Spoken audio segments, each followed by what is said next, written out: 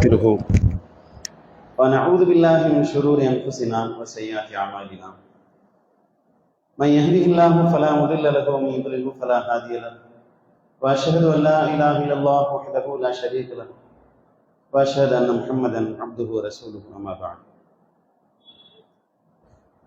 அளவற்ற அருளாளனும் நிகரில்லா பேரன்பாளனுமான அல்லாஹ்வின் திருப்பெயரால் ஆரம்பிச்சுகிறேன். கண்ணியத்திற்குரிய அல்லாஹ்வுடைய நல்லடியார்களே, அல்லாஹ்வுடைய மகத்தான பேரருளால்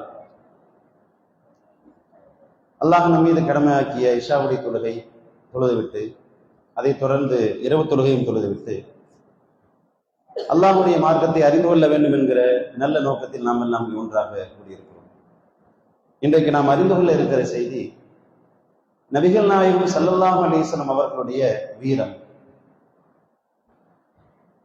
நான் இமாமாக பணியாற்றி கொண்டிருக்கக்கூடிய பள்ளிவாசலில் இந்த ரமலான் மாதம் தொடர் உரையாக மாவீரர்களின் மகத்தான வரலாறு என்ற தலைப்பின் கீழ் இஸ்லாமிய வரலாற்றில் அறியப்படாத ஆளுமைகள் அல்லது அறியப்பட்ட தலைவர்களுடைய அறியப்படாத புதிய கோணங்கள் என்ற அடிப்படையில் நபிகள் நாயகம் ஸல்லல்லாஹு அலைஹி வஸல்லம் அவர்கள் தொடங்கி இஸ்லாமிய போர்ப்படை தளபதிகள் யார் யாரெல்லாம் போர்க்களங்களில் எவ்வாறெல்லாம் பங்களிப்பு செய்திருக்கிறார்கள், படைகளை வழிநடத்தி சென்றிருக்கிறார்கள் என்கிற வரலாற்றை எல்லாம் தொடராக ஒரு ஆய்வுக்கு எடுக்கலாம் என்ற எண்ணம் ஏற்பட்டு அது தொடர்பாக முழுமையாக தொகுக்கிற போதுதான் பல அதிர்ச்சிகரமான செய்திகள் நமக்கு தெரிய வந்தது. முதலாவது, நபிகள் நாயகம் ஸல்லல்லாஹு அலைஹி வஸல்லம் அவர்களை நாம் எப்படி பார்க்கிறோம் என்றால், ஒரு பள்ளிவாசல் இமாமாக, மார்க்கத்தை போதிக்கின்ற ஒரு போதகராக, சட்டத்தை சொல்லிக் கொடுக்கிற ஒரு சட்ட வல்லுநராக, ஒரு நல்ல குடும்ப தலைவராக, ஒரு நல்ல தகப்பனாக, ஒரு நல்ல கணவராக, இப்படி பல்வேறு கோணங்களில் நாம் அல்லாஹ்வுடைய தூதரை பார்த்திருக்கிறோம், யோசித்திருக்கிறோம், உரைகளில் கேட்டிருக்கிறோம். ஆனால் முஸ்லிம் சமுதாயம் பெரும்பாலும் யோசிக்க தவறிய ஒரு கோணம் என்ன என்றால், நபிகள் நாயகம் ஸல்லல்லாஹு அலைஹி வஸல்லம் அவர்கள் எப்படி ஒரு மிகச்சிறந்த மார்க்க அறிஞராக இருந்தார்களோ அதே அளவிற்கு உலகத்திலேயே மிகச்சிறந்த போர்ப்படை தளபதியாகவும் அவர்கள் இருந்திருக்கிறார்கள். இந்த தகவலை சொல்வது யார் என்றால், 2007 வருடம் ஒரு புத்தகத்தை ஒரு அமெரிக்க பேராசிரியர் ஒருவர் எழுதுகிறார். என்ன புத்தகம் என்றால், முஹம்மது இஸ்லாம் ஃபர்ஸ்ட் ஜெனரல், ராணுவ கமாண்டர் முகமது நபி என்ற தலைப்பின் கீழ் அவர் ஒரு புத்தகத்தை எழுதுகிறார். எழுதுகிற நபர் யார் என்றால், அமெரிக்காவினுடைய CIA-வில் பணியாற்றி கொண்டு அதற்கு பின்னால் ராணுவத்தில் வரலாற்று துறை சம்பந்தமான ஆய்வுகளை செய்து கொண்டிருந்த ஒரு பேராசிரியர். உலக வரலாற்றில் எத்தனை தளபதிகள் வாழ்ந்து மறைந்திருக்கிறார்கள், அவர்கள் என்னென்ன போர்களை முன்னின்று வழிநடத்தி இருக்கிறார்கள், அவருடைய போர் நுணுக்கங்கள் என்ன, போர் தந்திரங்கள் என்ன, அவர்கள் என்ன மாதிரியான போர் தந்திரங்களை உலகத்திற்கு சொல்லி இருக்கிறார்கள், அவர்களிடமிருந்து நம்முடைய ராணுவத்திற்கு நாம் என்னென்ன பாடங்களை சொல்லிக் கொடுக்கலாம் என்றெல்லாம் நிறைய ஆய்வு செய்து உலகத்தின் பல தளபதிகளை பற்றி அவர் ஒரு தொகுப்பாக நிறைய புத்தகங்களை அவர் எழுதுகிறார். அதில் அவர் எழுதிய ஒரு புத்தகம் தான் நபிகள் நாயகம் ஸல்லல்லாஹு அலைஹி வஸல்லம் அவர்களை பற்றி உலகத்தின் மிகச்சிறந்த தளபதி, போர்ப்படை தளபதி என்றால் அது அல்லாஹ்வுடைய தூதர் தான் என்று அவர் சொல்கிறார். அந்த அளவிற்கு ரசூலுல்லாஹை பற்றி இவர் ஏன் சொல்கிறார் என்ற கோணத்தில் ஆய்வில் இறங்கிய போதுதான் பல அதிர்ச்சிகரமான தகவல்கள் நமக்கு தெரிய வந்தது. இத்தனை ஆண்டு காலத்தில் கேள்விப்படாத தகவல். நபிகள் நாயகம் ஸல்லல்லாஹு அலைஹி வஸல்லம் அவர்கள் உளவுப்படையை தனியாக வைத்திருக்கிறார்கள் என்று வரலாறு சொல்கிறது. ஒரு போருக்கு அடிப்படை எதிரிகளை பற்றிய தகவல்கள் தெரிய வேண்டும். எதிரிகளை பற்றிய தகவல்களை துல்லியமாக தெரிந்து கொள்வதற்காக நபிகள் நாயகம் ஸல்லல்லாஹு அலைஹி வஸல்லம் அவர்கள் தனியாக உளவு பிரிவை வைத்திருக்கிறார்கள். மக்காவில் நடக்கக்கூடிய நிகழ்வுகளை பற்றி அறிந்து கொள்வதற்காக, சுற்றியுள்ள கிராமங்களில் என்னென்ன நிகழ்ச்சிகள் நடந்து கொண்டிருக்கிறது, முஸ்லிம்களுக்கு சாதகமான சூழ்நிலை இருக்கிறதா அல்லது எதிராக நிலை போய்கொண்டிருக்கிறதா என்ற அனைத்தையும் அறிந்து கொள்வதற்காக நபிகள் நாயகம் ஸல்லல்லாஹு அலைஹி வஸல்லம் அவர்கள் தனியாக ஒரு உளவு பிரிவை நடத்தி வந்திருக்கிறார்கள். நன்றாக புரிந்து கொள்ள வேண்டும். இன்றைக்கு நாம் வாழுகிற காலத்தில் உளவுத்துறை என்பது மிக சாதாரணம். ஏனென்றால் விஞ்ஞானம் வளர்ந்து விட்டது. உலகம் முழுக்க எல்லா நாடுகளிலும் காவல்துறை ஆழமாக யோசிக்க ஆரம்பித்து விட்டது. எல்லா நாட்டு காவல்துறையிலுமே சிறிய அளவிலோ பெரிய அளவிலோ உளவுத்துறைகள் இருக்கிறது. உலக அளவில் பிரபலமான CIA போன்ற உளவுத்துறைகள், அல்லது உலகத்தை ஏமாற்றிக் கொண்டிருக்கிற மொசாத் போன்ற உளவுத்துறைகள், இப்படி நிறைய உளவுத்துறைகள் இருக்கிற காலத்தில் நாம் இருக்கிறோம். ஆனால் உளவுத்துறை என்றால் என்னவென்றே தெரியாத 1400 ஆண்டுகளுக்கு முன்னால் உலகத்திலேயே முதன்முறையாக உளவுத்துறையை நபிகள் நாயகம் ஸல்லல்லாஹு அலைஹி வஸல்லம் வழி நடத்தி அதை உருவாக்கி கட்டமைத்து உளவுக்கு பயிற்சி கொடுத்திருக்கிறார்கள் என்றெல்லாம் படிக்கிற போது இப்படி ஒரு மனிதரா என்று நம்மை ஆச்சரியப்படுத்துகிறது அந்த வரலாறு. அல்லாஹ்வுடைய தூதரை நாம் சாதாரணமாக பார்த்து கொண்டிருந்த கோணம் முற்றிலும் மாறி போய் ஒரு வித்தியாசமான மனிதராக நம்முடைய கண்களுக்கு நபிகள் நாயகம் ஸல்லல்லாஹு அலைஹி வஸல்லம் காட்சி அளிக்கிறார்கள். அதில் ஒரு ஆச்சரியமான தகவல், கோடு வேர்டு ரசூலுல்லாஹ் பயன்படுத்தினாங்கன்னு அபூதாவுல ஹதீஸ் வருது. கோடு வேர்டு உளவுத்துறையில் இருக்கிறவங்களுக்கு தான் அந்த கோடு வேர்டுனா தெரியும். கோடு வேர்டுனா ரகசிய சங்கேத வார்த்தை அப்படின்னு சொல்லுவாங்க. ஒரு பிரச்சனை வருதுன்னா அதை எப்படி சொல்லணும், எதிரிகளை சந்திச்சா எப்படி பேசணும், எதிரிகள்கிட்ட போய் எப்படி உளவு பார்த்துட்டு வரணும், எத்தனை பேர் இருக்கிறாங்கன்றது எப்படி வந்து சொல்லணும், எந்த மாதிரியான சூழ்நிலைகள் எப்படி கையாள வேண்டும் என்று நபிகள் நாயகம் ஸல்லல்லாஹு அலைஹி வஸல்லம் தன் சஹாபாக்களுக்கு பயிற்சி எல்லாம் கொடுத்திருக்கிறார்கள். இந்த வரலாற்று நூட்களிலும் ஹதீஸ் கிதாபுகளிலும் படிக்கிற போதுதான் நாம் நம்முடைய தலைவரையே வேறு கோணத்தில் வேறு மாதிரியாக பார்க்கிறோம். முதலாவது இந்த வரலாறுகளை நாம் ஏன் தெரிந்து கொள்ள வேண்டும்? வரலாறு தான் நாம் யார் என்பதை நமக்கு அடையாளம் காட்டும். நாம் யாருடைய தலைமுறையில் வந்தவர்கள் என்று நமக்கு அடையாளம் சொல்லிக் கொடுக்கும். எந்த பாதி வழியாக நாம் வந்திருக்கிறோம், யாருடைய வாரிசுகள் நாம் என்று தெரிந்தால்தான், வந்த வழி தெரிந்தால்தான் போகிற வழி தெரியும். நாம் யார் என்று தெரியாவிட்டால் நம்முடைய அடுத்த தலைமுறைக்கு நாம் என்ன வரலாற்றை சொல்லிக் கொடுத்து விட முடியும்? அப்படி சொல்லிக் கொடுக்காமல் விட்டதன் விளைவுதான் காலம் காலமாக நம்முடைய அடுத்த தலைமுறைக்கு நம்முடைய நன்னிமாக்களும் தாதிமாக்களும் தூங்குகிற போது இஸ்லாமிய வரலாறுகளை, நபிமார்களின் வரலாறுகளை, சில நேரங்களில் பொய்களையும் கூட விவரம் தெரியாமல் சொல்லிக் கொடுத்து வளர்த்தார்கள். தெரிந்தோ தெரியாமலோ நாம் எல்லோருமே நன்னிமாக்களிடம் தாதிமாக்களிடமும் கதை கேட்டு வளர்ந்த தலைமுறை. ஆனால் இன்று நம்முடைய வீட்டு பிள்ளைகளுக்கு அப்படி கதை சொல்ல ஆள் இல்லை, நன்னிமாக்களுக்கு நேரம் இல்லை, தாதிமாக்கள் இஸ்லாமிய வரலாறுகளை சொல்வதில்லை. அதன் விளைவாக இந்த வளர்கிற இளைய தலைமுறை யாரை ரோல் மாடலாக சொல்லுகிறார்கள் தெரியுமா? சினிமா கூத்தாடிகளை, அருவருப்பான வாழ்க்கை வாழ்ந்து கொண்டிருக்கிற சினிமா நடிகர்களை போய் தங்களின் ரோல் மாடல்கள், கதாநாயகர்கள், வாழ்ந்தால் இவர் போல வாழ வேண்டும் என்று நம்முடைய வீட்டு பிள்ளைகள் சொல்வார்கள் என்றால் நாளைக்கு நம்மளுக்கு வருங்காலமே இல்லாமல் போய்விடும் மக்களே. எனவே அடுத்த தலைமுறை உருவாக்க வேண்டும் என்றால் நமக்கு வரலாறு தெரிய வேண்டும். அந்த வரலாற்றை நாம் நம்முடைய அடுத்த தலைமுறைக்கு சொல்லி வளர்க்க வேண்டும். ஏன் வரலாறு சொல்லிக் கொடுக்க வேண்டும் என்று அல்லாஹ் திருமறை குர்ஆனில் சொல்கிற போது 3 காரணங்களை சொல்கிறார். முதலாவது, ஃபக்ஸுஸில் கஸஸ லஅல்லஹும் யதஃபக்கரூன், மக்கள் சிந்திப்பதற்காக நபியே நீங்கள் வரலாற்றை சொல்லுங்கள். வரலாறு தான் நமக்கு சிந்தனையை தரும். எது சரி எது தவறு, நம் முன்னோர் செய்த சரியான செயல் என்ன, அவர்கள் செய்த பிழை என்ன, அதே தவறை நாம் திரும்ப செய்துவிடக் கூடாது என்ற பாடத்தை வரலாறு தான் சொல்லிக் கொடுக்கும். அதனால்தான் அல்லாஹ் வரலாற்றை பற்றி சொல்கிற போது சிந்திப்பதற்காக நபியங்கள் வரலாற்றை சொல்லுங்கள். இன்னொரு இடத்தில் அல்லாஹ் இப்படி சொல்கிறான். இரண்டாவது, வரலாறு சொல்லப்பட வேண்டியதற்கான காரணம், லக்கத் கான ஃபீ கஸஸிஹிம் இப்ரத்துல் லிஉலில் அல்பாப், அறிவுடைய மக்களுக்கு கடந்த கால வரலாறுகளில் பாடமும் படிப்பனையும் இருக்கிறது என்று அல்லாஹ் சொல்கிறான். அப்ப அந்த வரலாறுகளில் தான் நாம் பாடங்களை கற்றுக்கொள்கிறோம், படிப்பனையை பெற்றுக் கொள்கிறோம். மூன்றாவது, வரலாறுகள் தான் நம்முடைய உள்ளத்தில் வீரத்தை ஊட்டும், பலப்படுத்தும். ذَلِكَ مِنْ أَنْبَاءِ الْغَيْبِ مَا نُوحِيهِ إِلَيْكَ, நபியே நாம் நமக்கு வரலாற்றை சொல்கிறோம். என்ன வரலாறுகளை சொல்கிறோம் தெரியுமா? مَا نُثَبِّتُ بِهِ فُؤَادَكَ, உமது உள்ளத்தை பலப்படுத்துகிற வரலாற்றை சொல்கிறோம். நாம் ஒரு பிரச்சனையை எதிர்கொள்கிற போது, ஒரு சிக்கலை எதிர்கொள்கிற போது, நம்முடைய முன்னோர்கள் இதைவிட பயங்கரமான பிரச்சனைகளை பார்த்திருக்கிறார்கள் என்ற அந்த நம்பிக்கை நமக்குள்ளே விதைக்கப்படுகிற போது அந்த வரலாறு தான் நமக்குள்ளே ஆழமான ஈமானை ஏற்படுத்துகிறது. அன்று அல்லாஹ் கைவிடவில்லை என்றால் இன்றும் அல்லாஹ் நம்மை கைவிட மாட்டான் என்ற தைரியத்தை வரலாறு தான் நமக்கு தருகிறது. அப்படி நாம் ஆய்வு செய்கிற போது நபிகள் நாயகம் ஸல்லல்லாஹு அலைஹி வஸல்லம் அவர்களை பற்றி என்னவெல்லாம் வரலாறுகள் தெரிந்து கொள்கிறோம் என்றால், முதலாவது, இந்த உலகத்திலேயே நாம் எத்தனையோ பேரை வீரர்கள் என்று கேள்விப்பட்டிருக்கிறோம். நம்முடைய வீட்டு பிள்ளைகளிடத்தில் மாவீரர் யார் என்று கேட்டால் அலெக்சாண்டர் என்பார்கள், நெப்போலியன் என்பார்கள். நம்மில் பலரும் கூட இஸ்லாமிய வரலாற்றுக்கு சொல்லுங்கள் என்று கேட்டால் தோல்வியே சந்திக்காத காலித் இப்னு வலீத் ரலியல்லாஹு அன்ஹு போன்ற சஹாபாக்களை சொல்லுவோம். நான் பார்த்த வரையில் உலக வரலாற்றிலேயே தனக்கு தன்னிகர் இல்லாத ஒரு மனிதர், ஒரு மகத்தான மாவீரர் என்றால் அது நம்முடைய தலைவர் நபிகள் நாயகம் ஸல்லல்லாஹு அலைஹி வஸல்லம் அவர்கள் மட்டும்தான். ஏன்? ஒரு முஸ்லிம் என்பதால் நான் இதை மிகப்படுத்தி சொல்லவில்லை. வரலாற்றை நீங்கள் முழுமையாக தெரிந்து கொண்டால் நீங்களும் அதே வார்த்தையை தான் சொல்வீர்கள். பொதுவாக எந்த மனிதருக்கும் தைரியம் என்பது எப்போது வரும்? கூட்டம் இருக்கிற போது, நமக்கு பின்னால் 10 பேர் ஆள் இருக்கிற போது, நாம் சொன்னால் கேட்பதற்கு 1000 பேர் இருக்கிறார்கள் என்கிற போது. ஆனால் யாருமே இல்லை, உங்களை அடித்தால் கூட யாருமே வரமாட்டார்கள். நீங்கள் தனித்துத்தான் நிற்க வேண்டும், தன்னதனியாக நின்றுதான் நீங்கள் உண்மைக்காக போராட வேண்டும். நீங்கள் சொல்கிற சத்தியத்திற்காக உங்களுக்கு பின்னால் நிற்பதற்கு யாருமே இல்லை என்கிற போதுதான் உண்மையான வீரமும் தைரியமும் வெளிப்படும். அப்படி நீங்கள் எடுத்துக்கொண்டால் முதலாக அபூ குபைஸ் மலையின் மீது ஏறி நின்று கொண்டு அல்லாஹ்வின் தூதர் மக்களை எல்லாம் அழைத்து மக்காவாசிகளை ஒன்று திரட்டி, நான் அல்லாஹ்வின் தூதர், வணக்கத்திற்கு தகுதியானவன் அல்லாஹ் ஒருவனை தவிர யாரும் இல்லை என்று சொன்ன அந்த நாள் தொடங்கி வாழ்வின் பெரும்பாலான நாட்களில் தன்னந்தனியாக தான் வாழ்க்கை முழுக்க போராடி இருக்கிறார். எத்தனையோ உருட்டர்கள், மிரட்டல்கள், எத்தனையோ ஆபத்துக்களை நபி நாயகம் ஸல்லல்லாஹு அலைஹி வஸல்லம் பார்த்த சந்தர்ப்பத்தில் கூட ஒரு நாள் கூட அல்லாஹ்வின் தூதர் பயந்ததாகவோ அஞ்சி நடுங்கியதாகவோ நீங்கள் வரலாற்றில் எங்குமே பார்க்க முடியாது. உள்ளபடி அதுதானே தைரியம், வீரம் என்பது அதுதானே. முஸ்லிமில் நீங்கள் இப்படி ஒரு ஹதீஸை பார்க்கலாம். ஒரு முறை அபூ ஜஹல் இப்படி சொல்கிறான், முகமது நபி காபாவிற்கு போய் தொழுகிற காட்சியை நான் பார்த்தால், முகமது நபி காபாவிற்கு போய் தொழுகிற காட்சியை நான் பார்த்தால் அவருடைய பிடரிகளை ஓங்கி மிதிப்பேன். மிரட்டல் விடுக்கிறான்.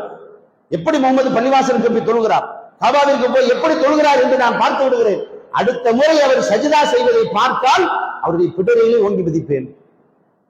இவ்வளவு மிரட்டலை பார்த்த பிறகு நபி நாயகம் ஸல்லல்லாஹு அலைஹி வஸல்லம் அவர்கள் காபாவிற்கு போகிறார்கள். வழக்கம் போல தொழுகிறார்கள். வருவான், அடிப்பான், பிரச்சனை வரும், எந்த பயமும் கிடையாது. எப்போதும் போல அல்லாஹ்வை வணங்கிக் கொண்டிருக்கிறார்கள். சொன்னது போல அபூ ஜஹல் வந்தான், நபி நாயகம் ஸல்லல்லாஹு அலைஹி வஸல்லம் அவர்களை நெருங்கி வந்தான். அவர்களை தாக்கலாம் என்று பக்கத்தில் வருகிறான். வேகமாக போனவன் எதையோ பார்த்து பயந்தது போல திரும்பி பதறிக்கொண்டு ஓடி வருகிறான். வேடிக்கையை பார்த்து கொண்டிருந்த அவன் நண்பர்கள் கேட்டார்கள், என்னப்பா அபூ ஜஹல் போனியே திரும்ப ஓடி வருது, என்ன நடந்துச்சு? இல்ல, ஆள் தனியா தான் தொழுகிறார், ஆனா பக்கத்துல போனா நிறைய பேர் சுத்தி நிக்கிற மாதிரி தெரியுது, ஏதோ பெரிய நெருப்பு குழி தோண்டி வச்ச மாதிரி இருக்கு, நிறைய இறக்கைகளை நான் பாக்குறேன், ஏதோ வித்தியாசமா என் கண்ணுக்கு தெரியுது. சொல்ல எதையுமே கண்டுக்கல, அவங்க பாட்டு தொழுது முடிச்சுட்டாங்க. தொழுது முடித்து விட்டு அல்லாஹ்வின் தூதர் சொன்னார்கள், அல்லாஹ் இந்த வானவர்களை கொண்டு பாதுகாத்தான். அதை தாண்டி அபூ ஜஹல் வந்திருந்தால் அவருடைய ஒவ்வொரு உறுப்புகளாக வானவர்கள் பீத்தி எடுத்திருப்பார்கள், கை தனியாக கால் தனியாக ஒவ்வொன்றாக கலட்டி எடுத்திருப்பார்கள். பயந்து ஓடிட்டான், அதனால மலக்குகள் விட்டுட்டாங்க அப்படின்னு நபி நாயகம் ஸல்லல்லாஹு அலைஹி வஸல்லம் சொன்ன செய்தியை நம்ம பார்க்கிறோம். பொதுவாக படை தளபதிகள் என்பவர்கள் நீங்கள் எந்த தளபதியின் வரலாற்றை எடுத்துக்கொண்டாலும் சரிதான், போர் நடக்கிற போது முன்னணியில் யார் இருப்பார்கள் என்றால் போர்க்கள வீரர்கள் தான், கடைநிலை ஊழியர்கள் தான் போர்க்களத்தில் முன்னால் என்று சண்டை போட்டுக் கொண்டிருப்பார்கள். படை தளபதிகள் எங்கே இருப்பார்கள்? படைக்கு பின்னால் பாதுகாப்பாக இருந்து கொண்டிருப்பார்கள். இதுதான் உலக வரலாறு. ஆனால் நபிகள் நாயகம் ஸல்லல்லாஹு அலைஹி வஸல்லம் அவர்களோ எதிரிகளுக்கு மிக மிக சமீபத்தில் நிற்பார்கள். எந்த அளவுக்கு சமீபத்தில் நிற்பார்கள் என்றால், அலில்லான் அவர்கள் அறிவிக்கிற செய்தி முஸ்னத் அஹ்மதில் வருகிறது. நாங்கள் பத்ர் தினத்தன்று, பத்ர் போர் நடந்து கொண்டிருந்த நாள் என்று நபிகள் நாயகம் ஸல்லல்லாஹு அலைஹி வஸல்லம் அவர்களை நாங்கள் பார்த்தோம். ரசூலுல்லாஹ்வை கொண்டுதான் எங்களை நாங்கள் தற்காத்துக் கொண்டோம். எங்களுக்கு முன்னால் கேடயம் போல அல்லாஹ்வின் தூதர் தான் அனைத்து எதிர்ப்புகளையும் அனைத்து தாக்குதல்களையும் தடுத்து கேடயமாக எங்களுக்கு முன்னால் நின்று கொண்டிருந்தார்கள். ரசூலுல்லாஹ்வை கொண்டுதான் எங்களை நாங்கள் தற்காத்துக் கொண்டோம் என்று மாவீரர் என்று போற்றப்படுகிற அலி இப்னு அபீ தாலிப் அவர்கள் சொல்கிறார்கள். அதே போல அனஸ் ரலியல்லாஹு அன்ஹு அறிவிக்கிற செய்தி முஸ்லிமில் வருகிறது. அவர்கள் சொல்கிறார்கள், இத மர்ரல் பர்சு, நிலைமை தீவிரம் அடைந்து விட்டால், வலக்கியல் கௌம் வல் கௌம, இரண்டு கூட்டமும் நேருக்கு நேராக சந்தித்து பயங்கரமான போர்த்தை முற்றிவிட்டால், இனி பிழைப்பதற்கு வழி இல்லை, இது பயங்கரமான ஆபத்து என்று போர் அதன் உச்சத்தை உக்கிரத்தை அடைந்து விட்டால், எங்களை விட எதிரிகளுக்கு மிக மிக நெருக்கமாக நபிகள் நாயகம் ஸல்லல்லாஹு அலைஹி வஸல்லம் அவர்கள் தான் முன்னணி நின்று கொண்டு போராடுவார்கள். எங்கள் மீது தாக்குதல் விழாத வண்ணம் அல்லாஹ்வின் தூதர் தான் தடுத்துக் கொண்டிருப்பார்கள் என்று அனஸ் ரலியல்லாஹு அன்ஹு அறிவிக்கிற செய்தி முஸ்லிமில் வருகிறது. அப்ப எப்படிப்பட்ட ஒரு ஆச்சரியமான தளபதி பாருங்கள். இது எல்லாவற்றையும் விட நாம் படித்து வியந்து போகிற இரண்டு வரலாறு. முதலாவது உஹது போர். உஹது போர் நடந்து கொண்டிருக்கிற போது நபிகள் நாயகம் ஸல்லல்லாஹு அலைஹி வஸல்லம் அவர்களை விட்டுவிட்டு சஹாபாக்கள் எல்லாம் போய்விட்டார்கள். ஏனென்றால் போர் ஆரம்பிக்கிற போது நபி ஸல்லல்லாஹு அலைஹி வஸல்லம் அவர்கள் ஒரு குறிப்பிட்ட இடத்தில் ஒரு 50 சஹாபாக்களை நிறுத்தி வைத்து என்ன நடந்தாலும் நீங்கள் இறங்கி வரக்கூடாது என்று உத்தரவு பிறப்பித்திருந்தார்கள். அவர்கள் அதை மீறிவிட்டார்கள். விளைவு முஸ்லிம்கள் நாலா பக்கத்திலும் சுற்றி வளைக்கப்பட்டார்கள். அப்ப நாலா பக்கங்களிலும் முஸ்லிம்கள் தாக்கப்படுவதால் சிதறி ஓட ஆரம்பித்த அந்த சூழலில் எல்லோரும் சுற்றிலும் உயிரை பாதுகாக்க தப்பித்து ஓடிக்கொண்டிருந்தால் அல்லாஹ்வின் தூதரோ எதிரிகளை நோக்கி போய் கொண்டிருக்கிறார்கள். இளைய இபாதல்லாஹ், அல்லாஹ்வின் அடியார்களை என்னை நோக்கி வாருங்கள். பயம்னா என்னன்னே தெரியாது ரசூலுல்லாஹ்வுக்கு. அந்த மாதிரி ஒரு வீரம். ஹுனைன் யுத்தம் நடக்கிறது. அந்த வரலாற்றை நீங்கள் வாசிக்கலாம். புகாரியிலும் வருகிறது, முஸ்லிமிலும் வருகிறது. ஹுனைன் யுத்தம் நடந்து கொண்டிருக்கிற போது எதிர்பார்க்காத ஒரு திருப்பத்தில் முஸ்லிம்கள் வசமாக சிக்கிக் கொண்டார்கள். எதிரிகள் அம்பு மழை பொழிகிறார்கள். அம்பு வரிசையாக சரசரவென்று சரமாரியாக அம்பு மழை பொழிந்து கொண்டிருக்கிறது. அப்படி பொழிந்து கொண்டிருந்த அந்த சூழலில் நாங்கள் எல்லோரும் ரசூலுல்லாவை விட்டுவிட்டு ஆங்காங்கே சிதறி ஓடிக்கொண்டிருந்தோம். ஆனால் ரசூலுல்லாஹி ஸல்லல்லாஹு அலைஹி வஸல்லம் அவர்களோ எதிரியை நோக்கி முன்னேறி போய் கொண்டிருந்தார்கள். 1000 அம்பு எதிர்த்து பறந்து வந்துகிட்டு இருக்கும் போது குதிரையை பிடிச்சுக்கிட்டு தைரியமா ஒருத்தர் போறாருன்னா என்ன கட்ஸ் வேணும் அவருக்கு. அதாங்க ரசூலுல்லாஹ். நாம் நம்முடைய பிள்ளைகளுக்கு இந்த வரலாற்றை சொல்லி வளர்க்க வேண்டும். நாம் யாரை தலைவராக கொண்டிருக்கிறோம் தெரியுமா? நம்முடைய தலைவர் யார் தெரியுமா? நாம் யாரின் வாரிசுகள் தெரியுமா? நாம் யாருடைய உம்மத்து தெரியுமா என்று நம்முடைய தலைவரை பற்றி நாம் பிள்ளைகளுக்கு சொல்லி வளர்க்க வேண்டும். 1000 அம்புகள் சரமாரியாக வந்து தாக்கிக் கொண்டிருக்கிற போது பயம் என்றால் என்னவென்று தெரியாமல் குதிரையின் கடிவாளத்தை பிடித்துக் கொண்டு அல்லாஹ்வின் தூதர் உறக்க முழங்கிக் கொண்டு போன வார்த்தை என்ன தெரியுமா? ஆனன் நபியுலா கதீப், நான் அல்லாஹ்வின் தூதன், நான் பொய்யன் அல்ல. ஆனா இப்னு அப்துல் முத்தலிப், நான் அப்துல் முத்தலிபின் மகன், எதற்கும் அஞ்சாதவன் நான் என்றது. இந்த வார்த்தைகளோடு அல்லாஹ்வின் தூதர் எதிரில் நோக்கி போய் கொண்டிருக்கிறார்கள். அபூ சுஃபியான் அவர்கள் சொல்கிறார்கள், ரசூலுல்லாஹி ஸல்லல்லாஹு அலைஹி வஸல்லம் அவர்கள் எங்கே எதிரிகள் கூட்டத்திற்குள்ள போய் சிக்கிக் கொள்வார்களோ என்று நான் ரசூலுல்லாஹ்வினுடைய அந்த வாகனத்தின் கடிவாளத்தை பிடித்து இழுத்துக் கொண்டு நின்று கொண்டிருந்தேன். ரசூலுல்லாஹ் அவ்வளவு போர்ஸா நிக்கிறாங்க, போய் பாத்திரமும் நிக்கிறாங்க. நான் தான் இருங்க ரசூலுல்லாஹ், வேணாம் அவசரப்பட வேணாம் நபிகள் ஸல்லல்லாஹு அலைஹி வஸல்லம் அவருடைய வாகனத்தின் கடிவாளத்தை நான் பிடித்து இழுத்துக் கொண்டிருந்தேன் என்று சொல்கிறார்கள் அபூ சுஃபியான் அவர்கள். இன்னொரு சந்தர்ப்பம் நடக்கிறது, ஸாத்துர் ரிகா என்ற ஒரு போர். அது என்ன ஸாத்துர் ரிகா அப்படின்னா, அதாவது வெயில நடந்து கால் நகங்கள் எல்லாம் பீந்து போன காரணத்தினால் நகங்களில் ஒட்டு துணி சுற்றி கொண்டு சஹாபாக்கள் போருக்கு போனார்கள். அதனால அந்த போருக்கு பேரு ஒட்டு துணி போர், அதான் ஸாத்துர் ரிகா அப்படின்னு சொல்லுவாங்க.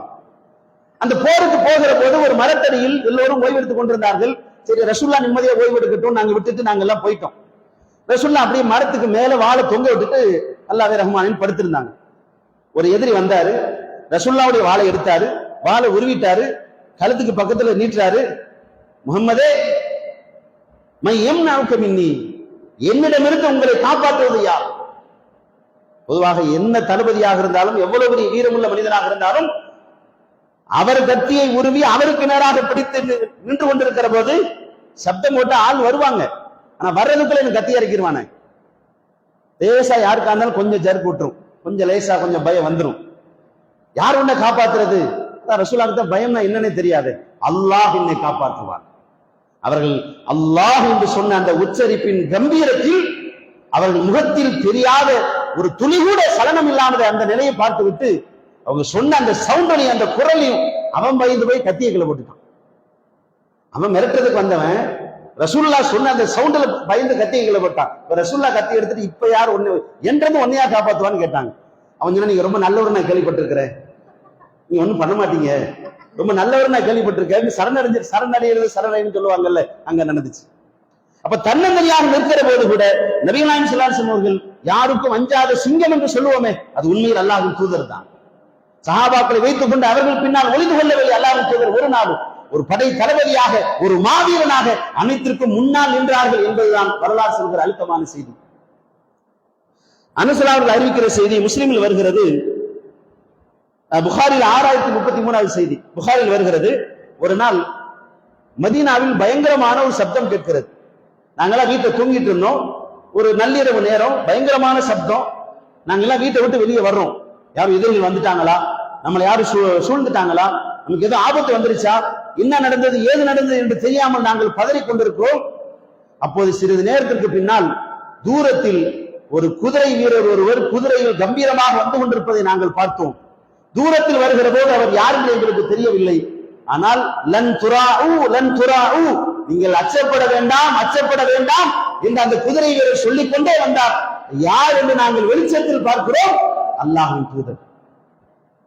ஒரு சப்தம் வந்த உடனே என்னமோ ஏதோ எல்லாம் பதறிக்கிட்டு இருந்தா ரசூலுல்லாஹ் என்ன செய்றாங்க, எங்க சப்தம் வந்திருக்குன்னு பாக்குறதுக்கு தனியால கிளம்பிட்டாங்க. இதுல ஒரு ஆச்சரியமான செய்தி என்ன, அனஸ் அவங்களே சொல்கிறார்கள், அந்த குதிரையில் சேனம் இல்லை. சேனம்னா குதிரைக்கு மேல ஒரு துணி மாதிரி போட்டிருப்பாங்க, அதுல கால் வச்சுதான் நம்ம ஏறி உட்காருவோம். நம்ம எல்லாம் ஊட்டியில அப்புறம் கடற்கரை ஓரங்கள்ல போகும்போது குதிரையில சவாரி போயிருப்போம். இப்படி போனா அதுக்கு மேல ஒரு சேனம் போட்டிருப்பாங்க, அதுல காலை மாட்டி மேல ஏறி உட்காரணும். அதுல ஏறி உட்கார்றதுக்கு படாத பாடுபடுவோம். குதிரையில சேனம் பூட்டப்படாத குதிரையில ஏறி உட்காரணும்னா ஓடி வந்து ஜம்ப் பண்ணி உட்கார்ந்தா தாங்க முடியும். அப்படின்னா 55 வயசுல ஒரு குதிரை மேல சேனம் பூட்டாம ஜம்ப் பண்ணி ஏறி உட்கார்ந்து அனுசலான இன்னொரு வார்த்தை சொல்றாங்க, ரசூலுல்லாவுடைய கழுத்தில் கத்தி கட்டி தொங்கப்பட்டு கொண்டிருந்தது. ரசூலுல்லாஹ் கழுத்துல கத்தி தொங்குது. ஒரு பெரிய கத்தி இங்க மாட்டிட்டு கழுத்துல ஒரு பெல்ட் மாதிரி போட்டுருக்காங்க. அந்த பெல்ட்ல கத்தி இருக்கு. கத்தினா பெரிய கத்தி தொங்குது. அதுல உட்கார்ந்து ரசூலுல்லாஹ் போயிட்டு வந்தாங்க. நினைச்சு பாருங்க எப்படி இருக்கும் அந்த அந்த காட்சி. எண்ணி பார்க்கிற போதே ஒரு வீரன் என்றால் அதுதான் அந்த காட்சி. மாவீரன் என்றால் அதுதான் அந்த காட்சி. இன்னும் ஒரு தைரியம், யாரும் இல்லாத நேரத்துல நடுராத்திரியில எங்க சப்தம் வருதுன்னு போய் தன்னந்தனி ஆளா பார்த்துட்டு வந்து தன் சமூகத்தை நபி ஸல்லல்லாஹு அலைஹி வஸல்லம் அவர்கள் ஆற்றுப்படுத்துகிறார்கள், சமாதானப்படுத்துகிறார்கள்.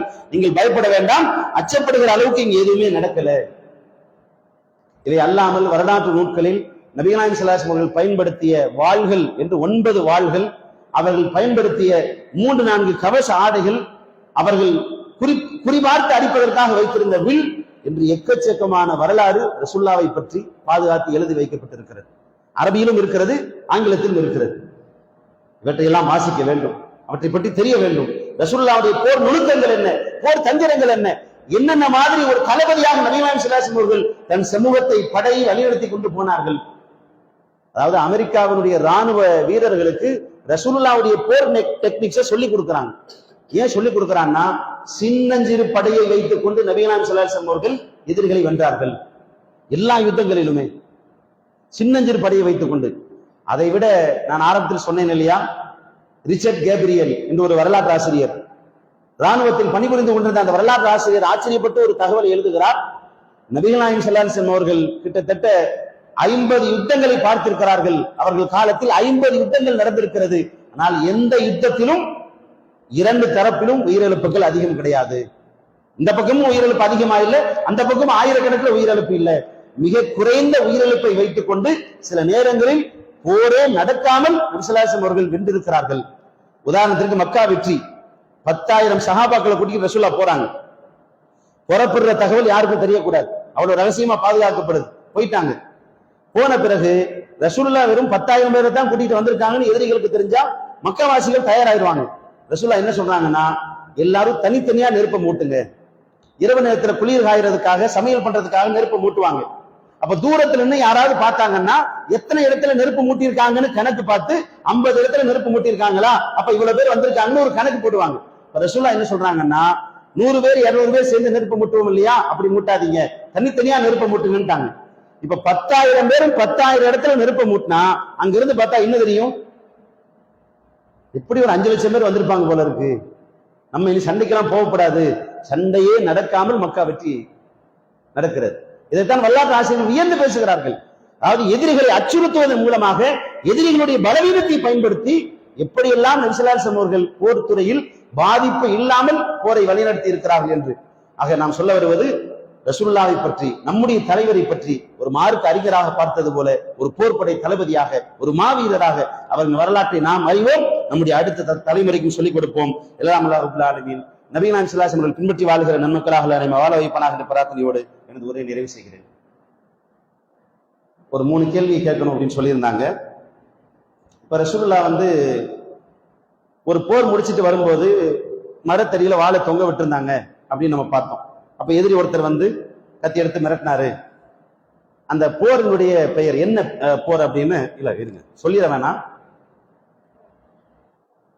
கேள்வி ரொம்ப ஈஸியா கேட்டணும். சின்ன பசங்களுக்கு கொடுத்துறதா இத? நீங்களே சொல்லுங்க, இருக்கல சின்ன பையன் யாரு? நீ சொல்லுமா. சரிம்மா, வெரி குட், நல்லா உங்களுக்கு அருள் செய்யட்டும். தாத்துர் ரிகாங்கிற போர். சரி, அடுத்ததாக அபூஜஹல் ரசூலுல்லாஹ் தொழுகும் போது நான் கழுத்திலேயே மிதிப்பேன் அப்படின்னு சொன்னான். மிதிக்கிறதுக்கு வந்தான், ஆனா பயந்து ஓடிட்டான். அவன் எதை பார்த்து பயந்து ஓடினான்?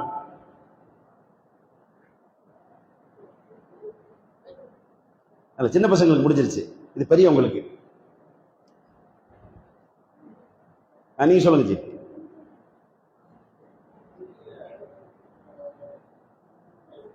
நெருப்புக்குள்ளே பார்த்தான்,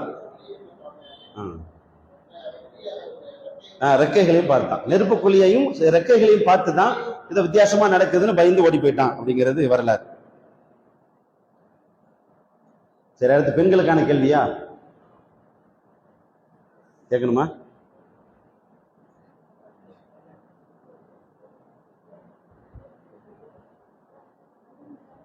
இல்லை எப்படி கேட்கறது? இங்கிருந்து கேட்டால் அவங்களே சொல்லிடுவாங்களா? சரி சரி, இது பெண்களுக்கான கேள்வி. ஒரு முறை மதீனாவில் பயங்கரமான சப்தம் கேட்ட போது நபி ஸல்லல்லாஹு அலைஹி வஸல்லம் அவர்கள் குதிரையில் போய் பார்த்து விட்டு திரும்பி வந்தாங்க. வரும்போது என்ன சொல்லிக்கிட்டு வந்தாங்க? ஏதோ ஒரு வார்த்தை சொல்லிட்டு வந்தாங்கன்னு சொன்னேன் இல்லையா? அது அரபியில் வேணாம், தமிழ்ல கூட சொல்லுங்க. என்ன வார்த்தையை சொல்லிக் கொண்டு நபி ஸல்லல்லாஹு அலைஹி வஸல்லம் திரும்பி வந்தார்கள்?